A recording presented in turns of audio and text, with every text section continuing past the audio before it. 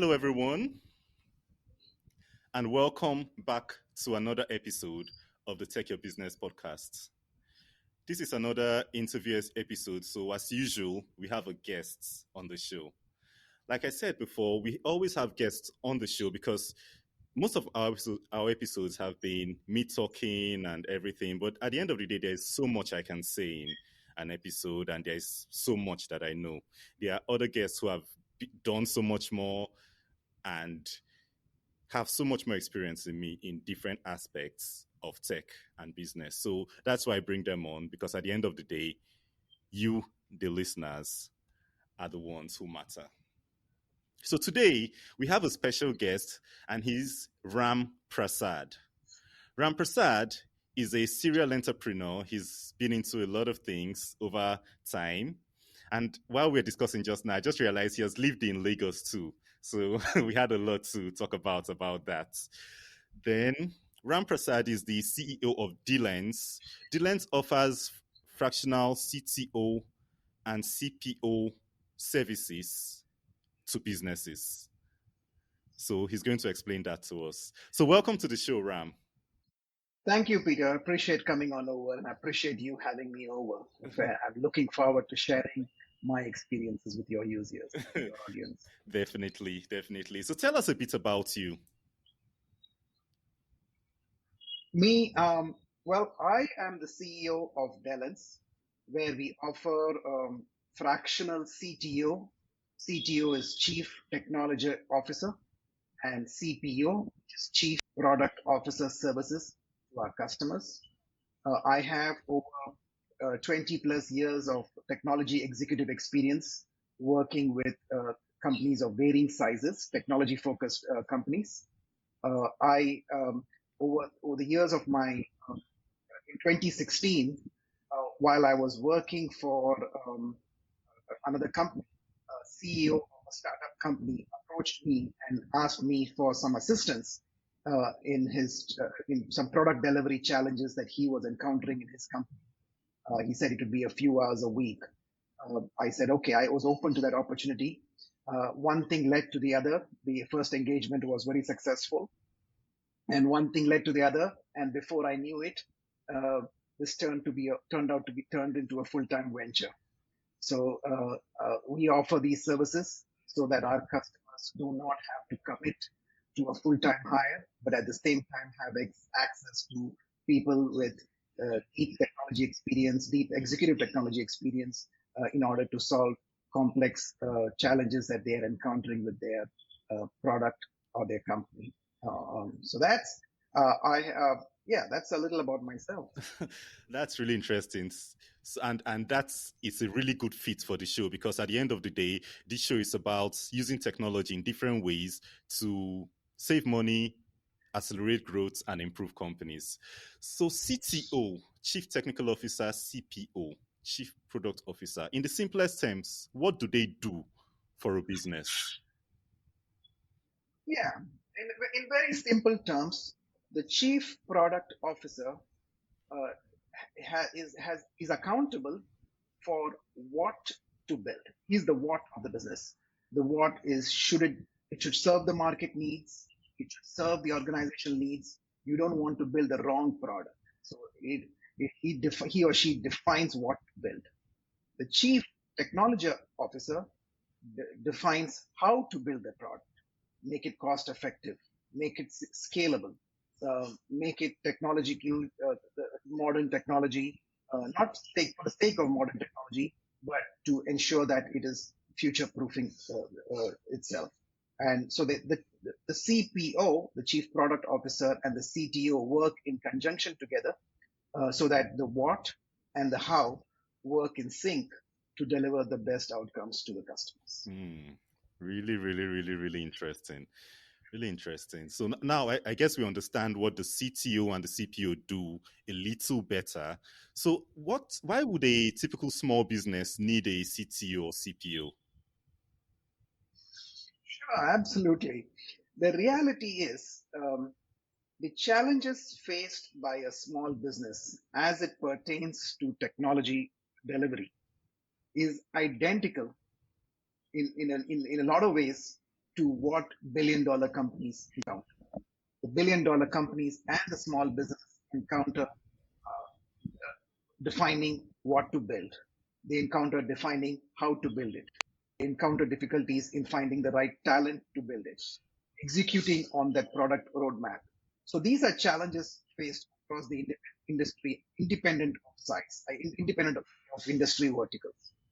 The challenge for small business is that they may not be able to readily access the best talent because they are competing with the larger organizations and more well-known companies for talent that can execute on their vision. So a fractional CTO or a fractional CPO allows them to access executive level talent without the need to commit to a full-time hire or breaking the bank. So this is the greatest benefit for small businesses. Interesting. So that's the benefit for them. They save a lot of money and they still ship their products if they want to. One thing, what kind of businesses typically have you worked with over time? What kind of businesses need this service? Sure. So all of my companies are typically tech-focused companies. They are building some kind of enterprise or consumer SaaS product. So I work for a healthcare startup. I have one of my clients is an oil and gas software. So they are building a software for the oil and gas industry, competing with delivering some service, some software, and so their customers are typically paying a monthly subscription to access their services. So these are enterprise SaaS customers. Those are now these are so I have a company in the educational tech sector. So they are delivering software to educational institutes on how to train teachers. So the school buys that software. So it's in order to train their teachers. So it's across different verticals, but it's always an enterprise SaaS. Okay, so at the end of the day, every client of your business has to be tech focused or intending to use tech to solve a problem, and that's where you come in. Yeah, absolutely. So So as an example, Facebook they advertise and they build social media profiles, but at the end they're using technology to deliver their solution. So every company, as you might know today, need a tech-focused strategy in order to deliver services to their customers. So the market pool, the pool of available customers is obviously tremendous. But yeah, if they're using some kind of technology, their focus is on technology. Yeah, and that's the best client. They are my customers typically are in the range of 1 million to 50 million. Okay. These are small enough in terms of revenue that they may not be able to hire a full-time CTO or a CPO, but like I said earlier, they have the same challenges as a billion-dollar company. I understand. So your story starts a lot like mine. I know when I was younger, I was always a person that when someone's phone is bad, they bring it to me. Their computer is bad, they bring it to me. Even things that I had no idea about, they bring it to me. So you talked about being the go-to tech person over time. So tell us how you went from that to starting Delence. Absolutely. So it started as that, but I also had an uncle who was a very successful businessman. He had a pharmaceutical industry back home in India, and I admired the way he ran his business, the way he dealt with customers, the way he dealt with employees. And on my summer break, I would actually visit his factory and office. So that inspired me from the early ages to own a business of my own. I have ventured into a couple of startups myself over the years. Sold them from a intellectual property perspective. I exited those businesses, but owning and starting a business has always been part of my DNA, always been part of my aspiration. I've always wanted to do it. Yeah, that sounds a lot like me too. So you talked about starting and selling some startups before now. What are some businesses you've built before now? So in the mid 2000s, 2007, 2006 time frame, I had a startup that was I built an infrastructure, real-time infrastructure monitoring software at that time. So this is, I mean, there are companies that do that today, but in those days, it was the early, uh, um, it was predicting infrastructure failure from an IT service perspective. So I built a product. We had some early customers, and one of my customers wanted the product, and they bought it out. They wanted to do that. So that was in the mid 2007 2008 timeline. More recently, I found that recruiting was a major challenge to find the right talent. So I felt I had a solution. So I built a recruiting platform that recruiters could use to find talent and manage the talent acquisition process more efficiently. So I did that until last year. Um, so that again, I exited that. One of my business partners wanted to run that business on his own, so he bought me out. So those are the couple of businesses that I've had. That's really interesting. So basically, you've been solving problems in different industries, and I believe that has gotten you a lot of experience in dealing with problems as they come from business owners. So yeah. So how did you come on? Yeah. Okay. In addition to startups of my own, I worked myself as VP engineering in a couple of startups myself over the years. So I'm very familiar with the startup ecosystem, what it takes to build a successful startup. So I leverage that knowledge and experience to help my customers who are in the same space. Yeah. So how did you come up with the name Delence? Well, the first thing was the domain name was available. That's a hard one. I know that one. I know that struggle. Yeah. So, but it was a combination of delivering excellence. So that's how that came. Yeah. Delivering. Interesting.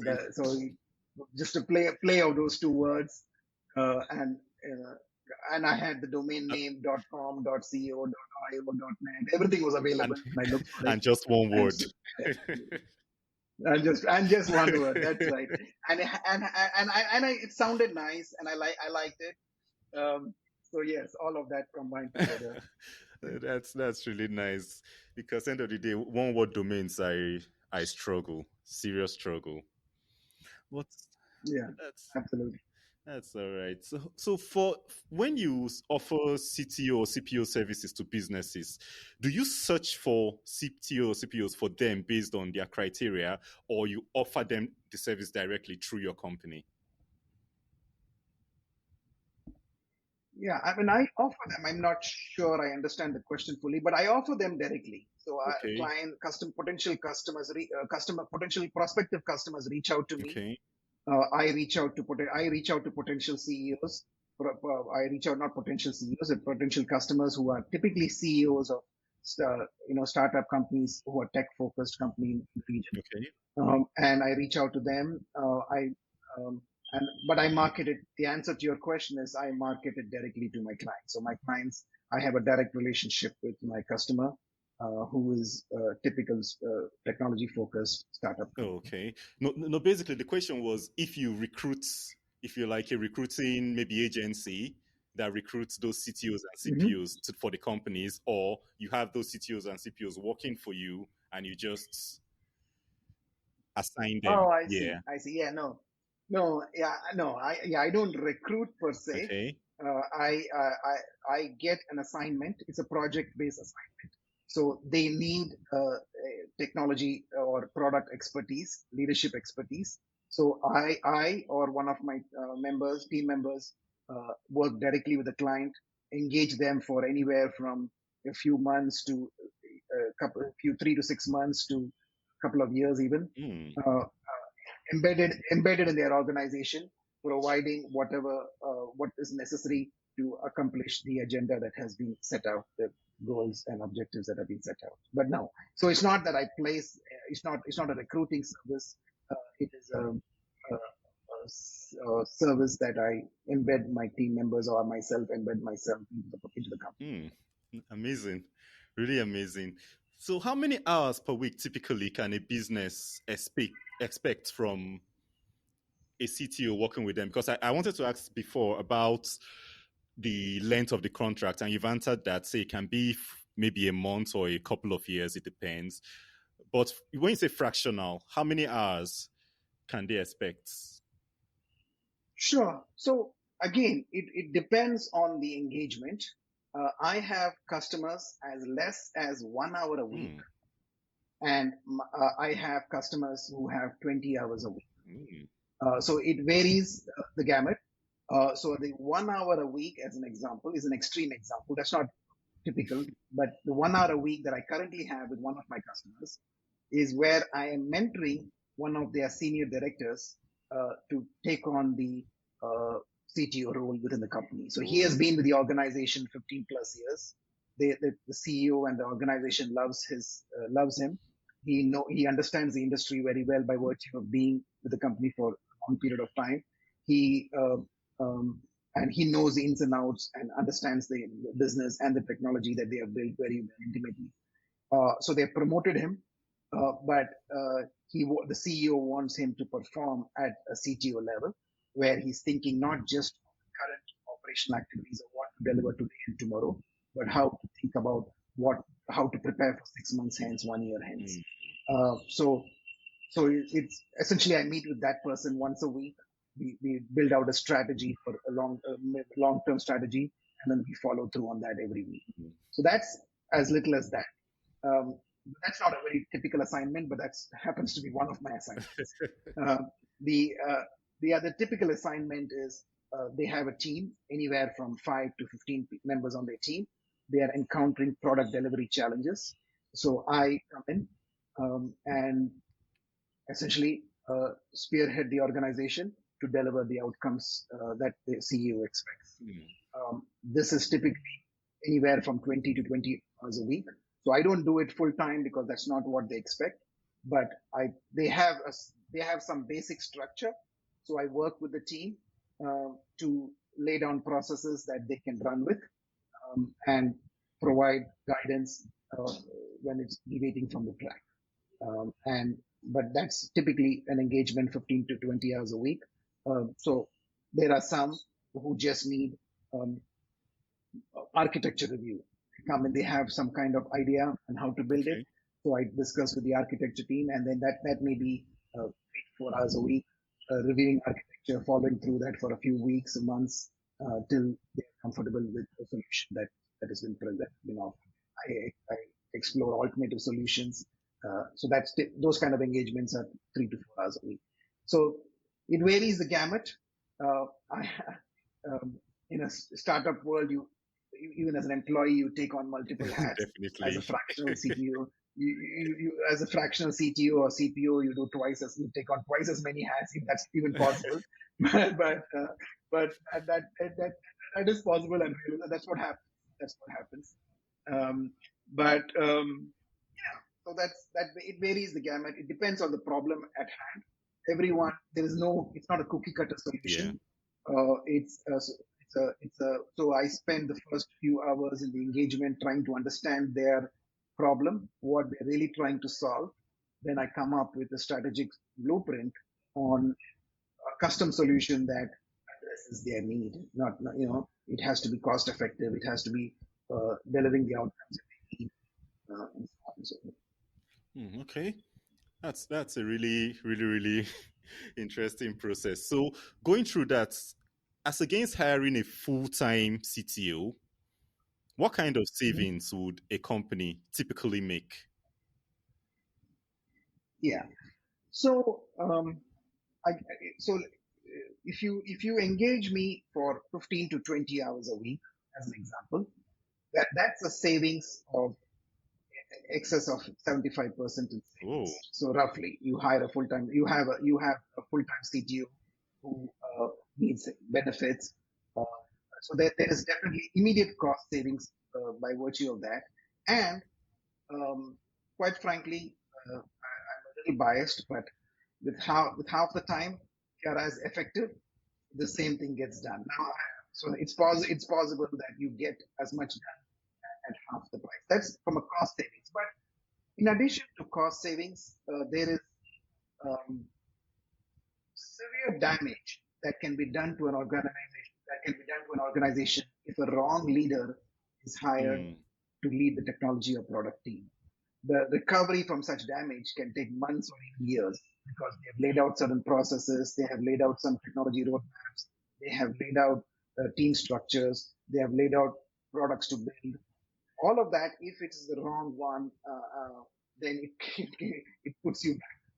So fractional services is a way to and in a startup situation, you by if in order to be successful, you have to constantly experiment and pivot.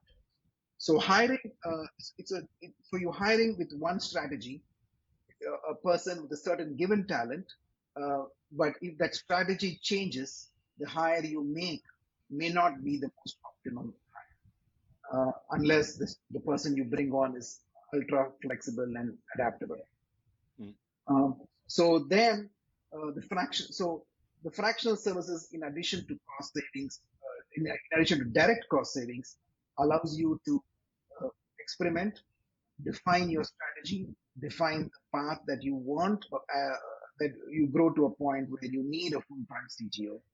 It allows you to experiment with that and find the right skill set you need. And then you bring on that, minimizing the risk of the organization. So that's an indirect cost savings because a wrong hire, like I said, is disastrous in a startup environment. mm. Yes, because I wanted to mention, apart from the direct cost, apart from the lower risk you mentioned of having to hire a full-time person and discovering the person is the wrong fit for the organization, another thing is documentation and co. Having full-time employees needs a lot of legal documentation, returns every month, and all that. And I feel a lot of companies too would save on doing that all the time by going with a Sure, yeah. absolutely, yeah. That's so And you have access to people with different skills. So our exactly. team has skills with project management, security, architecture, AI technologies, full stack technology. So depending on the technology required, we can deploy different resources to our clients based on their specific. Do we have resources, domain expertise in certain all of that contribute to flexibility based on the state of business. So a $1 million business is drastically different when it's a $20 million business.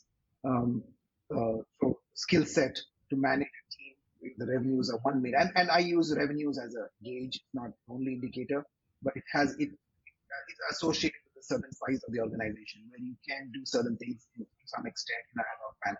A $20 million now needs to be process oriented, needs to be scalable, needs to be positioned in the right order. So it requires different skill sets, and you need to grow with that. And typically, uh, um, in a startup organization, you need people at different stages. So with a fractional CTO, you can reach a certain stage with fractional services before you scale up. Yes, and typically, until a company is making a lot of money from their technological solution, there honestly is no need to have someone full time that isn't taking care of those things. So you mentioned AI just now. For the past few months, we've been seeing different things online and co, where people just go online, put in some few words in AI, and it spits out code and all that. So since with AI, a lot of people can build a lot of things using these AI tools, why should a business still go with a CTO or fractional CPO service? Yeah, so it's at the end of the day, it's a great tool, but from time immemorial, we've always had tools to be more productive. You still need to know, like I said, the CPO decides on what to build. So the AI tools help you to be more productive and build it faster. But if you build it faster, if you build the wrong product faster, it's not helping anybody. You still need a strategic market research, market understanding to understand what to build and be flexible in that. So you still the strategic thinking is still required. It's not a question of execution at the CTO level, at the CPO level. We are discussing strategy now. There are some strategy questions I could ask Chat GPT or some of the AI tools. It helps me. So instead of, I use it myself to be more productive for my clients, and I expect our team to use it to be more productive. So whatever we do, we become more productive.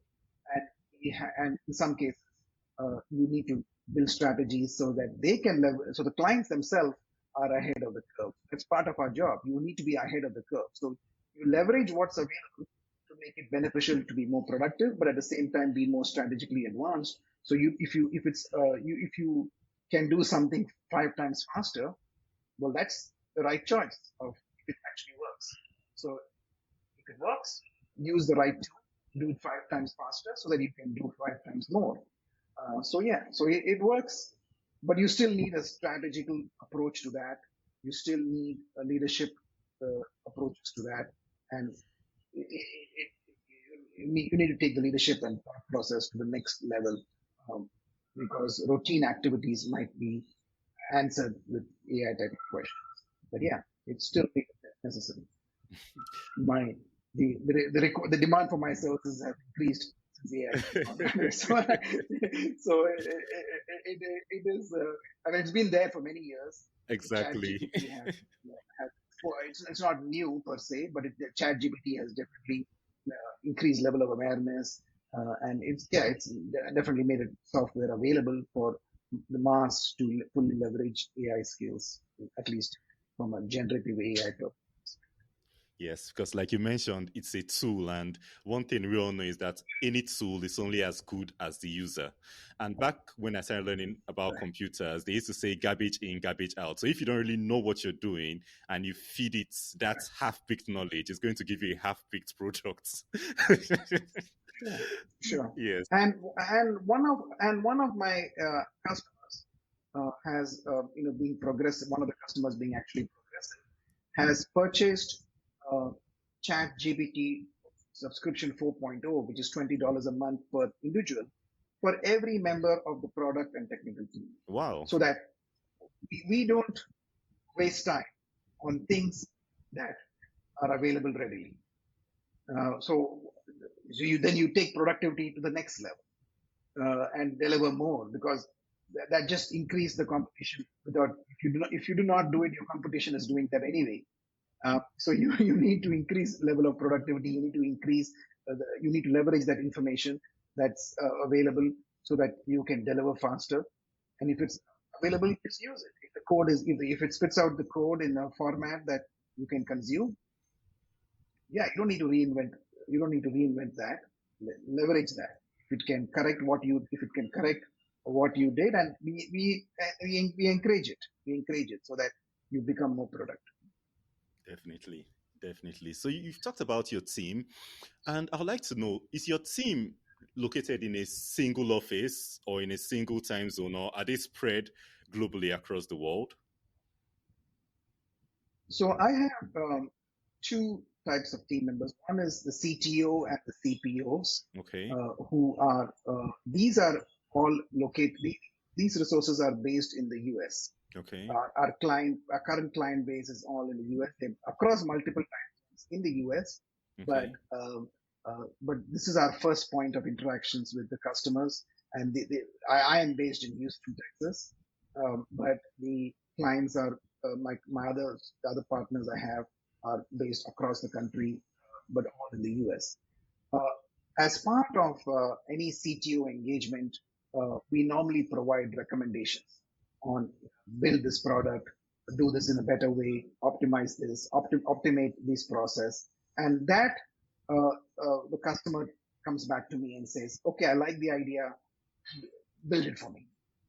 Build it for me. So over the last few years, I have built a team that consist of product managers, UI designers, front-end developers, back-end developers, DevOps engineers. So in order to complement the fractional CTO and CPO services that I have. Yeah. These technical resources are based globally, and so. But so in addition to the CTO services, when it comes to implementing of a product that they want me to implement, then I leverage a team that is globally distributed. Because I had a reason for asking that question. Since COVID, that's about 3 years ago, we've had this craze about remote working. Everybody's working remotely. And now, in the past 1 year, I've been seeing the opposite. You see companies trying to get people back into the office because for one reason or the other, it's difficult managing remote teams for a lot of business owners. So since you manage a distributed team, what tips do you have for business owners on managing distributed teams, especially culture, time zones, productivity, meetings, and the like? Sure. So I think the key is over communication. So you have to over communicate in words. You have to over communicate in verbally, in words, both verbally and in written form. You have to use tools that facilitate collaboration, asynchronous collaboration. So those are but communication is key. Communication is key. Now the reality is, even if the team is local to you, what I have found is you need to communicate. You cannot assume that the guy next to you, sitting next to you, fully understands what you have. But in all fairness, there is a need to it's easy to correct. One of the challenges with the remote teams there could be time zone challenges that could result in non-productive usage of time where you wait one day, even though if you have communicated incorrectly. So if the guy next to you, if you have communicated indirectly and he tells you that this is what I did, but it's wrong, you can correct it without having to wait for the call that is scheduled to accommodate time zone. So there is that. So you have to think ahead. You have to over communicate. There is also the second, I guess, is trust but verify. You have to trust the team, but you have to verify that not the authenticity or the competence of the skill necessarily, but because of potential communication gaps, they might have misunderstood your intent. And so you verify that your intent is, you have to build systems in place where you over communicate and verify. That's the additional step. There are pros and cons. The advantages, there are cost advantages. There are also one of the advantages. So you work on something during your day. Let the work continue. If you're able to handle that handoff smoothly, continue that handoff so that it works through the night. They are our US time zones night, and continue that. If you're able to hand off that, there are some benefits to that. If you're able to handle that seamlessly. But yeah, those are the two tips: over communicate and trust but verify. Over communicate and trust but verify.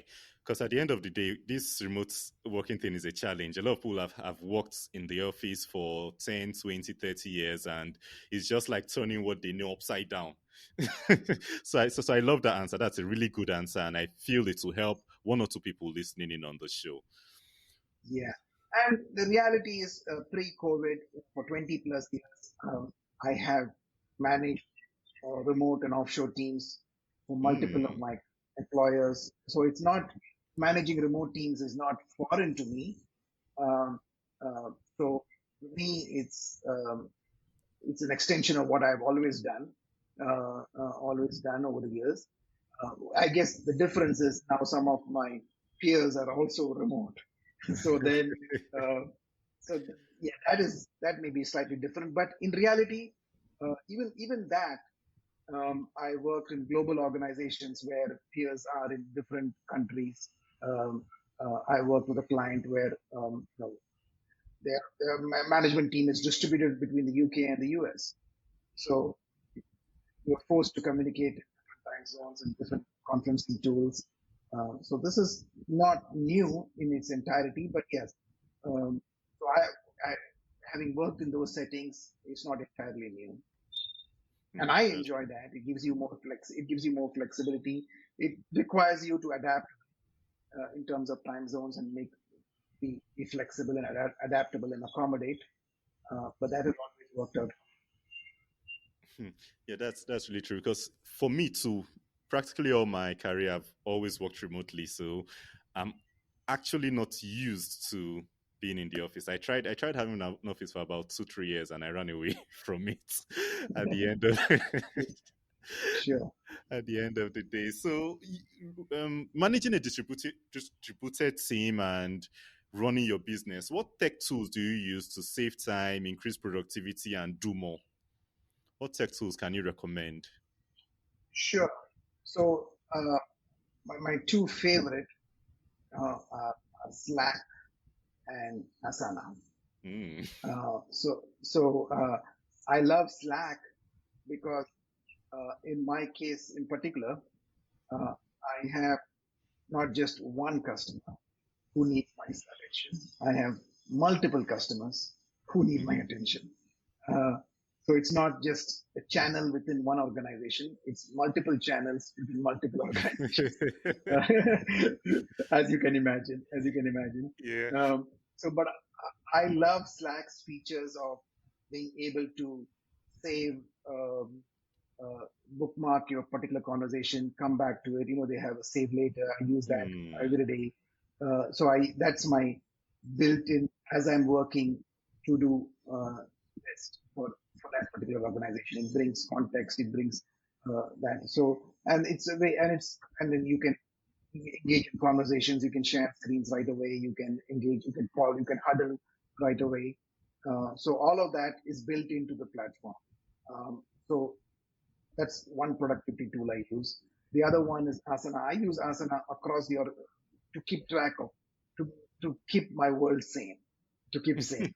Just this is what do I where do I prioritize tasks across clients? How do I prioritize tasks within the client?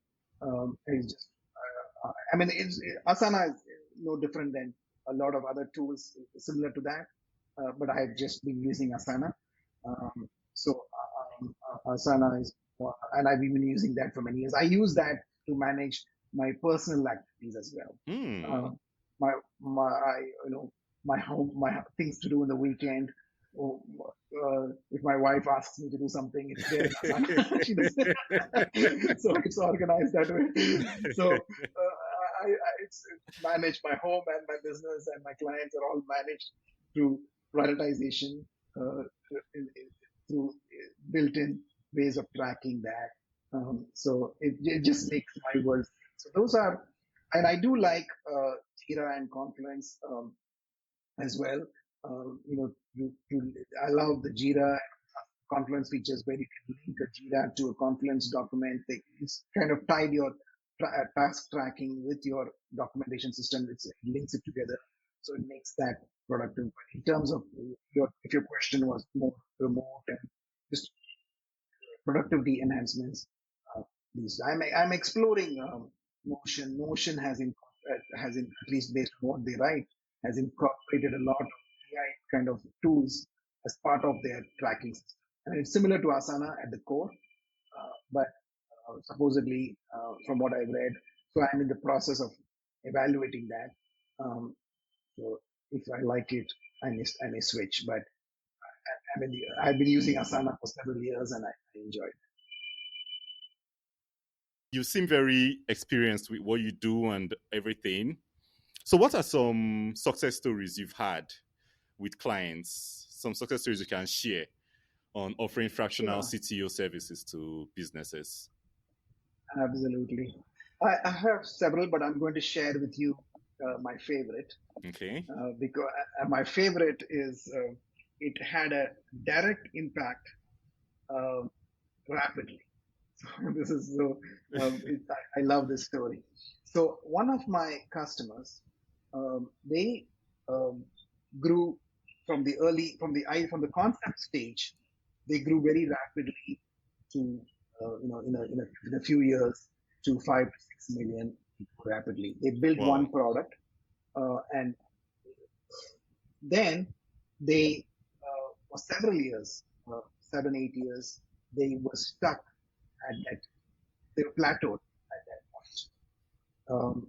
So then they brought me on to understand why they were plateaued and what, from a product perspective, can we do to increase customer adoption. So they had over the 7, 8 years that they were plateaued at same revenue range of around 5 to 6 million.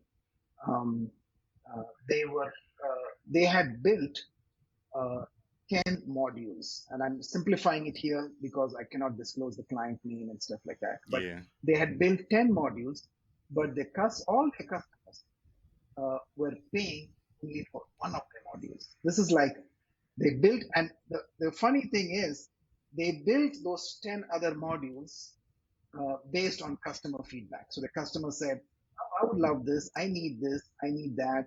And based on that feedback, they were an extremely customer responsive organization. They were extremely strong. They had a strong engineering culture where they could rapidly build products. So they built 10 products, 10 modules, and now none of the customers were willing to pay for it. So this is the chief product officer hat, where we came in, interviewed around 40 of their existing customers to understand what was their true bottleneck. It turned out those 10 modules were nice to have, but they were not willing to pay for that additional modules. They wanted that one module, and that was all they were willing to pay for.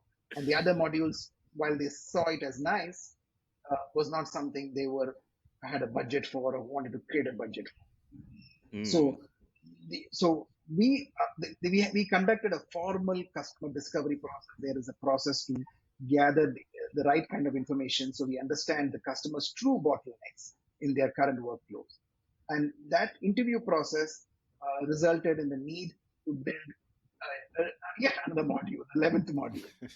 So we built the 11th module based on that customer discovery process. But the difference here was the customer discovery process led to building the right kind of product.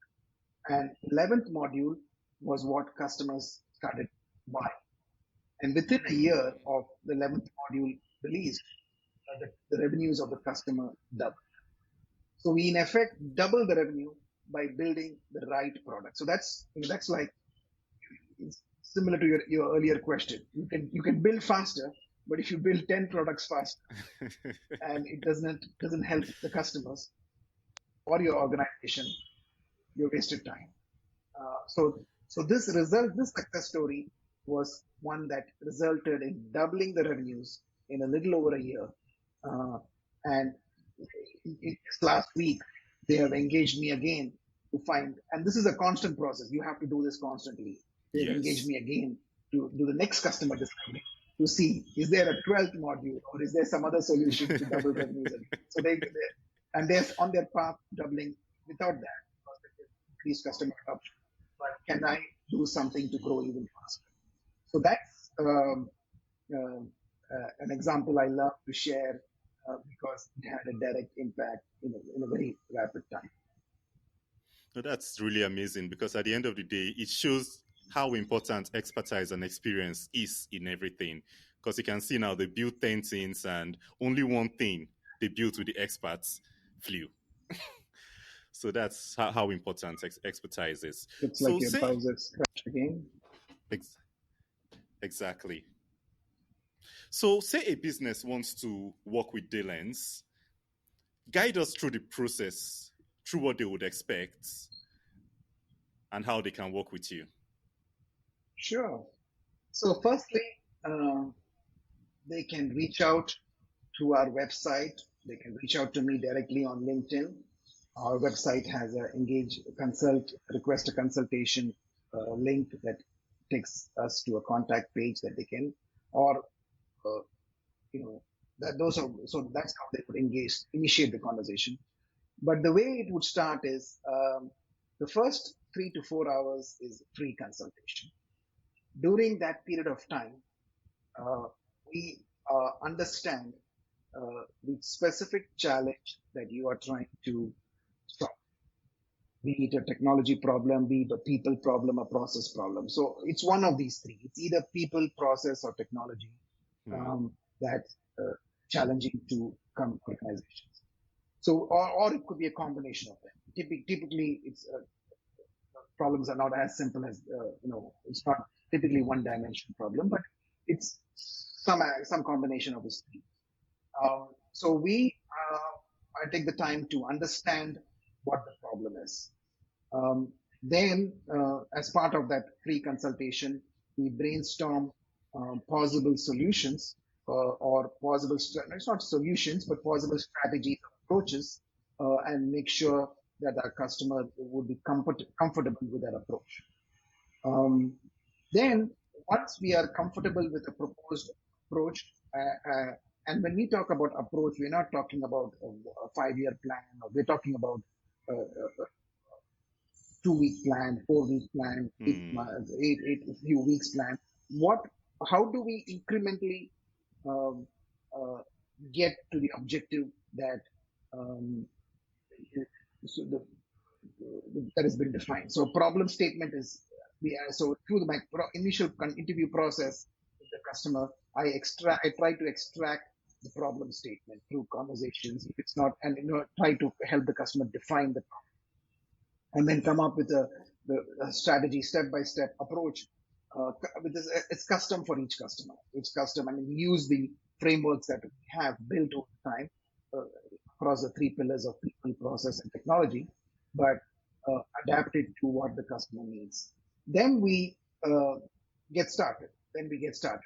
One of the critical aspects of a fractional CTO service is building credibility quickly, because there isn't time to settle in. There is no honeymoon period for an employee to go through some initial training documents and get to know people. The fractional CTO needs to deliver reasonably quickly. So you have to build trust. You have to build credibility.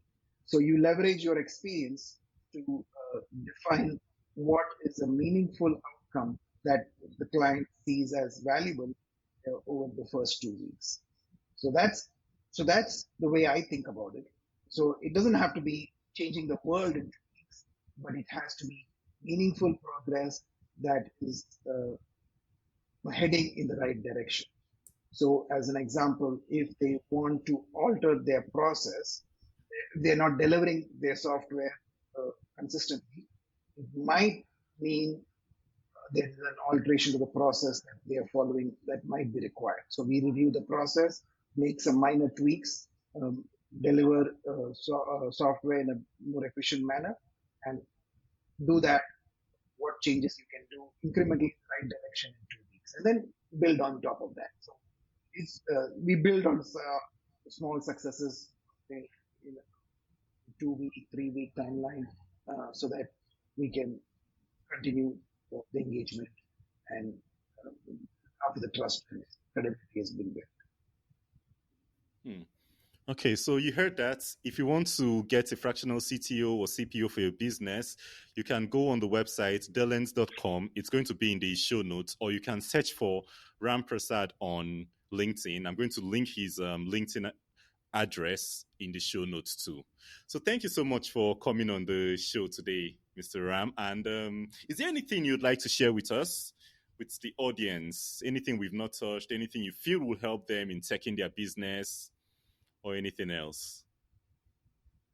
Yeah, so 2 things. Number one, the audience, the first thing is know that from my perspective, when I have a customer, I enjoy the process of seeing startups grow.